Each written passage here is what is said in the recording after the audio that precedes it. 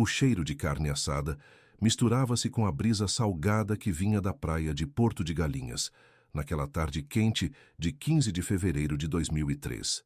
Anselmo Duarte ajustava os espetinhos na churrasqueira improvisada no quintal da casa de veraneio, enquanto observava o filho Gustavo, de 16 anos, ensinar a irmã Beatriz, de apenas 8 anos, a fazer bomba na piscina. O riso cristalino da menina ecoava pelas paredes brancas da propriedade, contrastando com o azul intenso do céu pernambucano. Márcia Santos, esposa de Anselmo há 18 anos, organizava a mesa de plástico branco sob a sombra da mangueira.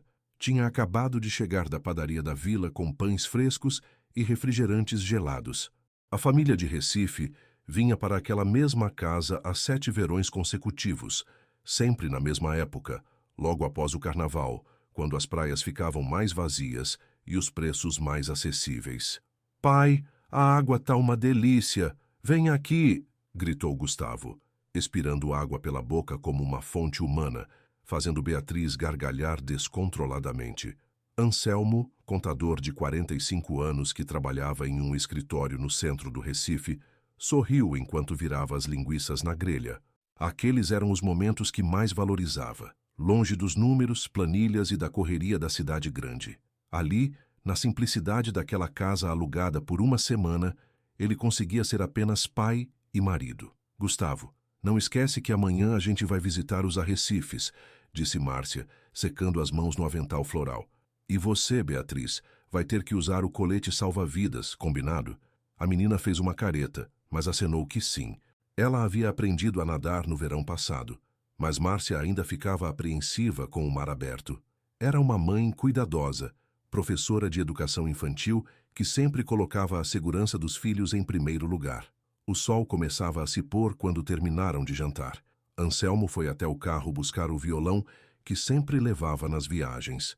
Gustavo havia herdado o gosto musical do pai e, nos últimos meses, vinha aprendendo alguns acordes.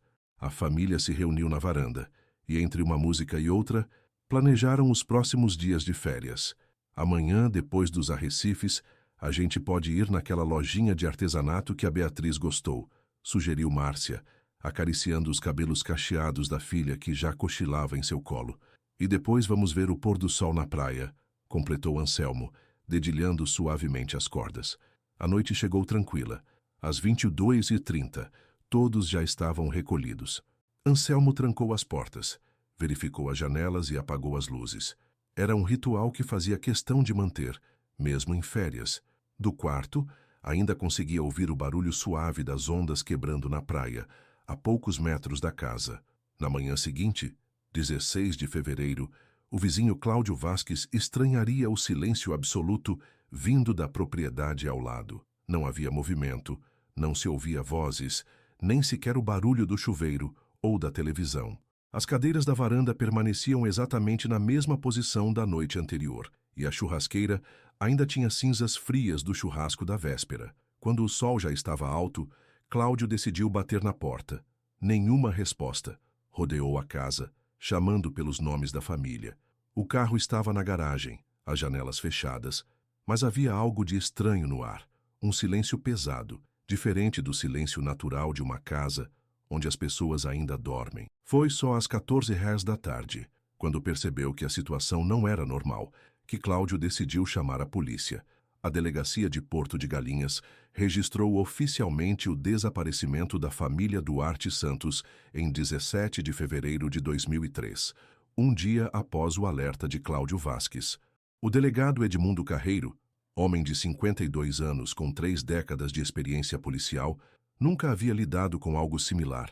Uma família inteira que simplesmente se desvaneceu durante a madrugada, sem deixar rastros. O primeiro mistério estava dentro da própria casa. Todas as roupas da família permaneciam nas malas e guarda-roupas, incluindo os documentos pessoais, carteiras com dinheiro e até mesmo o celular de Anselmo sobre a mesa da sala. As camas estavam desarrumadas, indicando que todos haviam dormido ali na noite anterior. Na cozinha, restava uma panela com restos de leite achocolatado. Márcia costumava preparar para Beatriz antes de dormir. É como se eles tivessem saído para dar uma volta e simplesmente nunca voltaram, comentou o investigador Marcos Ribeiro enquanto examinava os cômodos. As primeiras 48 horas foram cruciais. Policiais militares pentiram toda a costa de Porto de Galinhas até Ipojuca, questionaram pescadores, comerciantes locais e outros turistas. Ninguém havia visto a família na manhã do dia 16.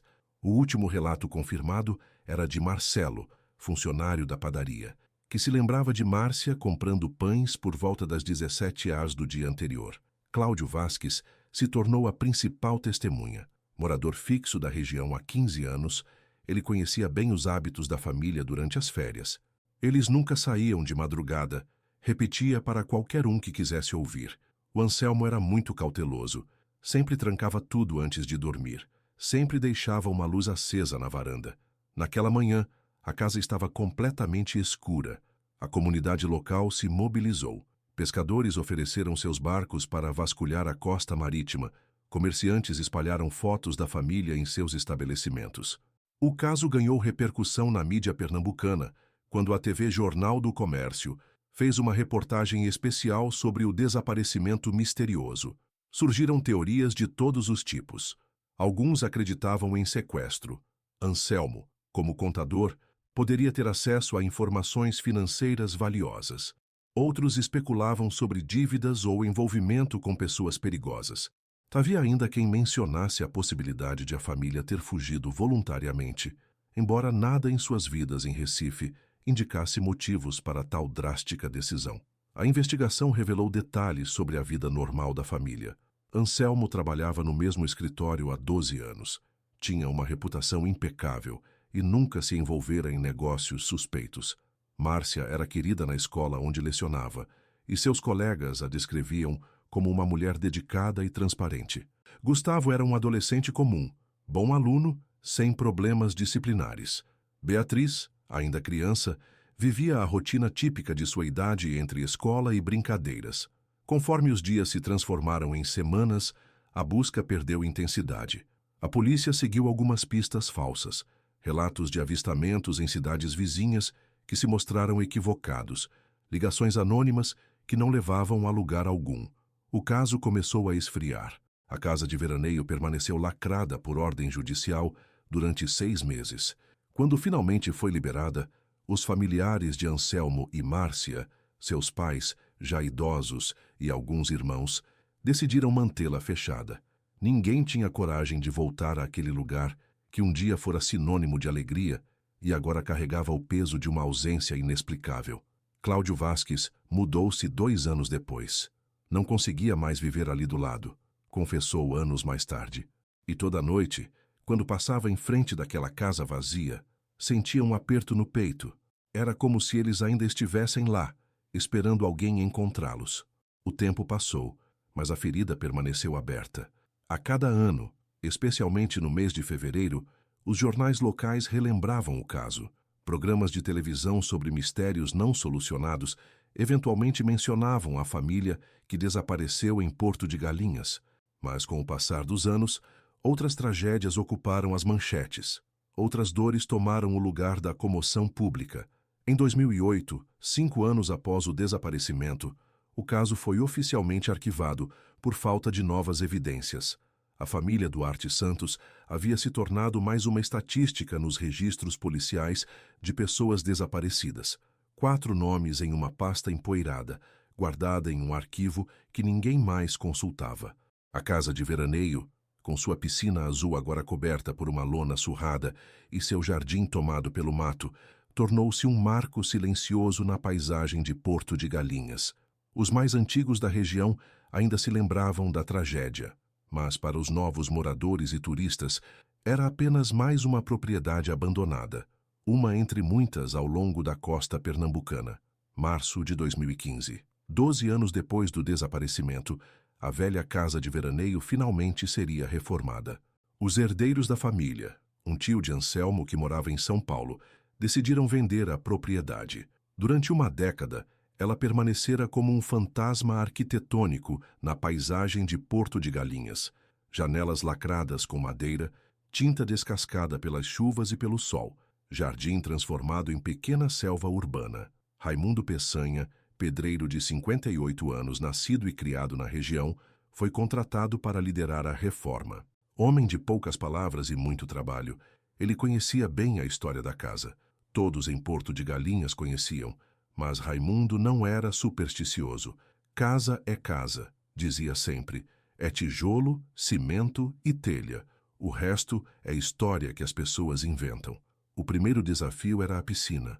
A água havia evaporado completamente ao longo dos anos, deixando no fundo apenas folhas secas, galhos e uma camada espessa de lodo escuro. A estrutura de azulejos estava danificada, com rachaduras que se estendiam até a base de concreto. Vamos ter que quebrar tudo e fazer nova, disse Raimundo ao cliente durante a primeira visita. Não tem jeito de aproveitar. Essa piscina está comprometida. No dia 18 de março, uma quarta-feira ensolarada, Raimundo e 2 ajudantes começaram a demolição. Usaram marteletes pneumáticos para quebrar os azulejos e depois partiram para a base de concreto. O trabalho era árduo. 12 anos de abandono haviam transformado aquela piscina em uma estrutura quase sólida de detritos e sedimentos. Por volta das 14 horas, quando já haviam removido quase metade do concreto da parte mais funda, Raimundo parou o martelo. Algo havia chamado sua atenção. Uma mancha escura na terra, diferente do padrão natural do solo. Era pequena, do tamanho de uma mão aberta, mas tinha uma coloração e textura que não combinavam com o restante. "Ô, Severino!" chamou um dos ajudantes. "Vem cá dar uma olhada nisso." Severino se aproximou e ficou observando por alguns segundos. Tinha 23 anos de experiência em construção civil e nunca havia visto algo parecido naquele tipo de terreno. A mancha parecia diferente, mais compacta, como se algo tivesse sido enterrado ali e, com o tempo, houvesse alterado a composição da terra. Raimundo pegou uma pá menor e começou a cavar cuidadosamente ao redor da mancha. A alguns centímetros de profundidade, a lâmina da pá bateu em algo que não era pedra nem raiz. Era algo mais consistente, mas que cedia levemente à pressão. "Para tudo", disse Raimundo, suando frio. Tinha um pressentimento ruim. Continuaram cavando com as mãos, removendo a terra com cuidado. Primeiro apareceu um pedaço de tecido escuro, depois algo que parecia couro. Era uma bolsa feminina de couro marrom, do tipo que se usava no início dos anos 2000. O coração de Raimundo disparou. Ele se lembrou imediatamente da história da família desaparecida. Severino, mais jovem, não fez a conexão inicialmente, mas percebeu a tensão no rosto do chefe. "O que a gente faz?" perguntou Severino em voz baixa. "A gente para de mexer e chama a polícia", respondeu Raimundo, ainda olhando fixamente para a bolsa semi-enterrada. A bolsa estava surpreendentemente bem preservada. O couro havia escurecido e endurecido, mas a estrutura permanecia intacta. Não estava completamente fechada. A umidade e o tempo haviam deformado o fecho, deixando uma pequena abertura pela qual se podia ver pedaços de tecido e outros objetos no interior. Raimundo conhecia Porto de Galinhas como a palma da mão. Sabia que aquela casa havia pertencido à família que desapareceu em 2003. Sabia também que a polícia havia vasculhado cada centímetro da propriedade na época, incluindo o quintal e a área da piscina. Como essa bolsa havia parado ali? Por que ninguém a encontrou antes? Enquanto esperavam a chegada da polícia, Raimundo não conseguia parar de pensar. A piscina estava funcionando normalmente quando a família desapareceu. Ele se lembrava de ter visto as crianças brincando nela durante as férias anteriores. Se a bolsa estava enterrada embaixo da estrutura de concreto, isso significava que... "Severino", disse Raimundo, quebrando o silêncio pesado que havia se instalado no quintal. "Você acha que essa bolsa estava aqui há muito tempo?" "Sei não, chefe. Mas pelo jeito que a terra estava compactada, parece que sim." A sirene da viatura policial ecoou pela rua às 16h20. O cabo Martinez, da mesma delegacia que havia investigado o desaparecimento em 2003, foi o primeiro a chegar. Ele estava na corporação há apenas 5 anos, mas conhecia bem o caso. Era uma das histórias que os veteranos sempre contavam aos novatos. Quando Martinez viu a bolsa semi-enterrada no local exato, onde antes existia a piscina da família desaparecida, sentiu um arrepio percorrer a espinha. 12 anos depois, Porto de Galinhas estava prestes a reviver seu maior mistério.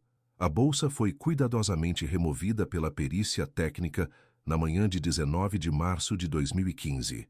O delegado Edmundo Carreiro, agora com 64 anos e próximo da aposentadoria, foi chamado de volta ao caso que o havia assombrado durante toda a sua carreira. Quando recebeu o telefonema informando sobre a descoberta, sentiu uma mistura de ansiedade e alívio. Talvez, finalmente, pudesse fechar aquele capítulo. A análise inicial revelou que a bolsa pertencia a Márcia Santos. Dentro dela, milagrosamente preservados pela combinação do couro resistente e do ambiente semisseco embaixo da piscina, estavam documentos pessoais, algumas fotos da família e um pequeno caderno de anotações que Márcia costumava levar em viagens. Mas foi nas últimas páginas desse caderno que a investigação encontrou a primeira pista real em 12 anos. A letra de Márcia, sempre caprichada e organizada, mostrava sinais de pressa e nervosismo nas últimas anotações. A data da última entrada era 15 de fevereiro de 2003, o dia anterior ao desaparecimento. Anselmo está preocupado. Aquele homem apareceu de novo hoje na praia. O mesmo que vimos ontem. Ele fica olhando as crianças. Disse que eu estou paranoica, mas uma mãe sabe quando algo não está certo. Vamos trancar tudo hoje à noite. A entrada seguinte, com letra ainda mais apressada, 11h da noite. Alguém bateu na porta. Foi ver. Disse que não tinha ninguém. Mas eu vi uma sombra na janela do quarto das crianças. Estou com medo. O delegado Carreiro imediatamente ordenou uma nova investigação. A descoberta da bolsa embaixo da piscina sugeria que alguém havia enterrado evidências no local, possivelmente na própria noite do desaparecimento. Mas quem teria acesso à propriedade? E por que a bolsa estava exatamente ali? A resposta veio através de Cláudio Vasques, o antigo vizinho que agora morava em Recife. Quando a polícia o procurou para um novo depoimento, ele revelou um detalhe que nunca havia mencionado antes, por vergonha e medo de ser mal interpretado. Eu não contei na época porque vocês iam desconfiar de mim, disse Cláudio, visivelmente desconfortável na delegacia. Mas na noite do dia 15 para o 16, eu ouvi barulho de obra vindo da casa deles, tipo martelete, sabe? Achei estranho, mas pensei que fosse o Anselmo consertando alguma coisa. Que horas? Perguntou Carreiro. Devia ser umas 2, 3 da manhã. Durou pouco, uns 20 minutos. Depois ficou tudo quieto.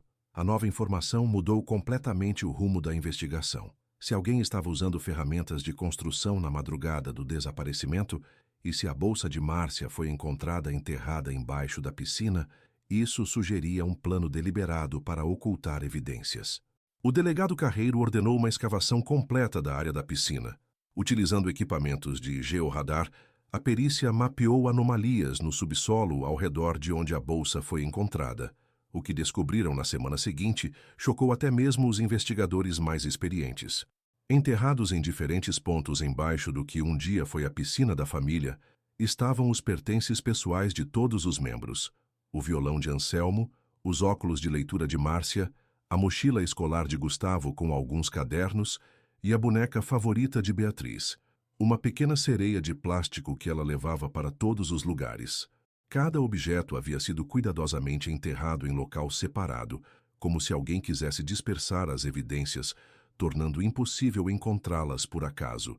A operação exigira tempo, planejamento e conhecimento da rotina da família. Foi então que o nome de José Mendonça surgiu na investigação.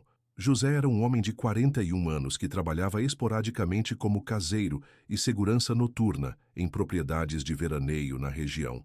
Em 2003, ele prestava serviços para várias casas da mesma rua, incluindo algumas próximas à família Duarte Santos. Tinha acesso a ferramentas de construção e conhecia bem os horários e hábitos dos veranistas. Quando a polícia o localizou em março de 2015, José estava morando em uma favela nos arredores de Recife, trabalhando como mecânico. 12 anos haviam mudado muito sua aparência, mas vizinhos antigos de Porto de Galinhas o reconheceram quando a polícia mostrou fotos. Durante o interrogatório, José inicialmente negou qualquer envolvimento. Mas quando confrontado com as evidências, a bolsa enterrada, os objetos dispersos, o depoimento de Cláudio sobre os ruídos noturnos, ele finalmente cedeu. A confissão de José Mendonça veio em fragmentos, ao longo de 3 dias de interrogatório. Não foi um relato linear, mas sim pedaços de memória que ele havia tentado suprimir durante 12 anos. Na noite de 15 de fevereiro de 2003, José havia bebido mais do que o normal. Estava desempregado há 2 semanas e passava por dificuldades financeiras. Viu a família na casa de veraneio. Sabia que eram turistas com dinheiro. A princípio, a ideia era apenas um roubo simples, esperar todos dormirem, entrar na casa, pegar alguns objetos de valor e sair. Mas algo deu errado. Anselmo acordou quando José tentava forçar a janela da cozinha. Houve confronto. Márcia acordou com o barulho. As crianças também.